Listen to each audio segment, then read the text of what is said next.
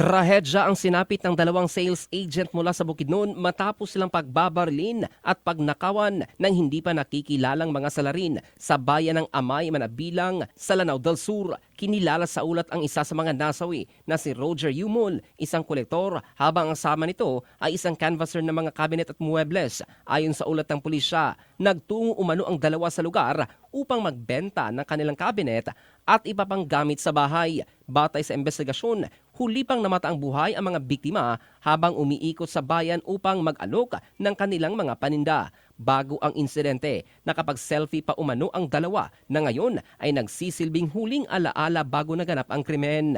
Pinaniniwala ang nilapitan ng mga sospek ang mga biktima bago ito pagbabarilin at tangayin ang 5,000 pesos na kita mula sa kanilang benta. Sa kasalukuyan, nakaburol na ang mga labi ni Yumol sa Maramag habang nagpapatuloy naman ang hot pursuit operation at masusing investigasyon ng mga otoridad upang matukoy at maaresto ang mga responsable sa krimen. In the heart of changing lives, ito si Jofel Candado ng Brigada News Philippines, the Music and News Authority.